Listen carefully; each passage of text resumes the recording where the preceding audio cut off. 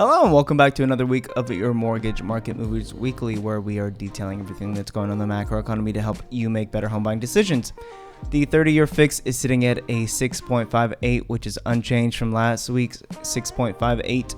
There was a bit of drama that happened within the economic picture, and we are going to see how that's going to unfold and the consequences of this. We'll also see what the probabilities of a Fed rate cut are in September, and we'll get into all that in the full section, so stay tuned. All right, and here we are back over to the U.S. 10-year. Like I said, the 30-year fix is sitting at roughly the same rate as it was last week, which was 6.58. Really not a huge change. Let's see, this was Thursday. It's always based on Thursdays. So this was Thursday. Let's see, the next Thursday was this guy.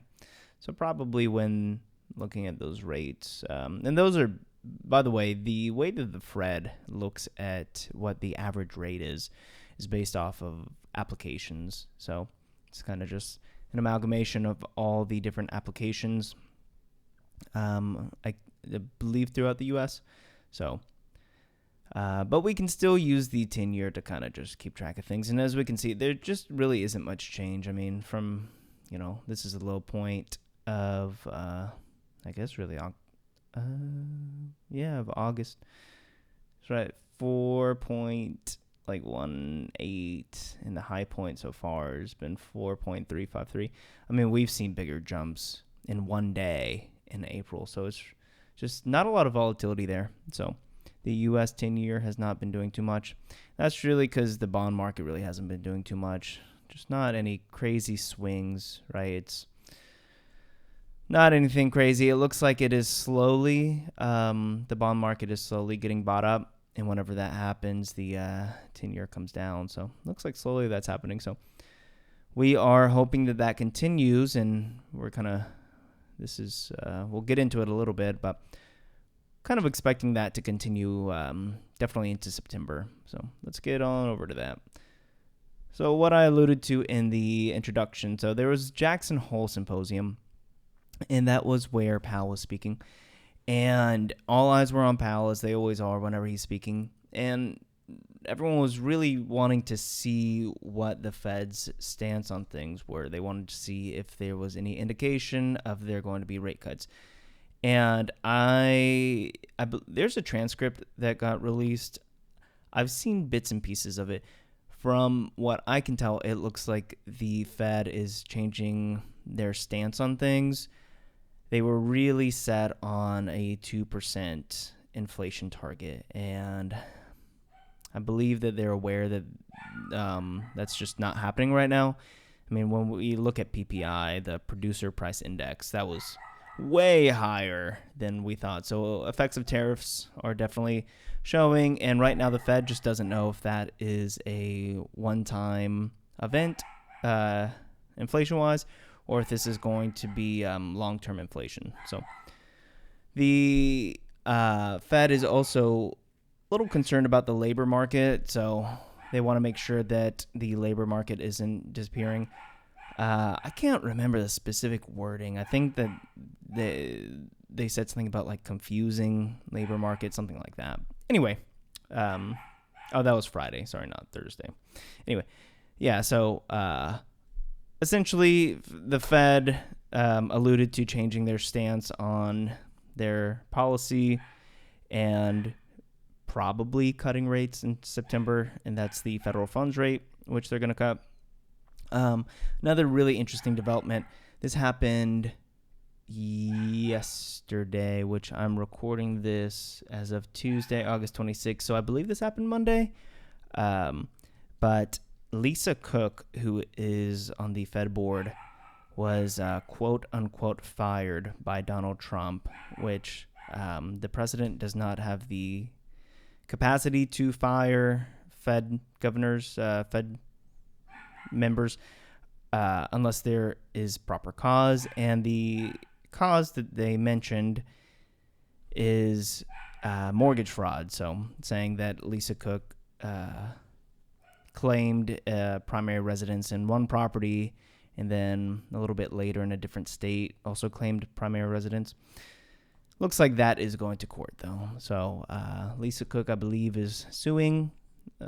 Really, it appears that Trump has been calling for the resignation of Powell for quite some time. That does not appear to happen before his term ends. So this really seems like a way for Trump to instill somebody into the Fed. But we'll see. We'll see what happens. When we look at new home sales, that was Monday on the 25th. New home sales were better than expected. A little bit down since last month, but definitely better than expected. So it looks like people are buying homes, so that's good. Just a little side note, if you look at real estate stocks, I think they've been doing pretty decent. So, that might be some kind of signal, that the real estate world is definitely picking up from where it was, because inventory had been sitting for a while. Maybe things are picking up a little bit. At least it was here in Florida. Let me see if there's anything really that interesting. Consumer confidence, this was good. So higher than expected. Not as great as it was last month. This is monthly too. So yeah, monthly. Better than expected, so that's good. Consumer confidence, and this is a survey, I believe. Yeah, survey of 3,000 households. We also have unemployment claims, so we're going to see how the labor market is holding up on Thursday. Pending home sales will be interesting to see too. And then we have PCE, which this is what the Fed likes to use for their inflation data. We got a solid CPI, but a pretty bad PPI. So I think that PCE probably might come in a little bit higher than expected. But let's hold off, and it's always best to wait and see what actually happens. And those are really the interesting things that I think for this week. Let's see, anything crazy? JOLTS is going to be really interesting next week because we want to see what's going on with the labor market. Really, anything labor market or inflation data is going to really be pretty important leading up to the September meeting. So we're going to see JOLTS, some more labor information, hourly earnings, non-farm employment change, unemployment rate. We'll see the services PMI.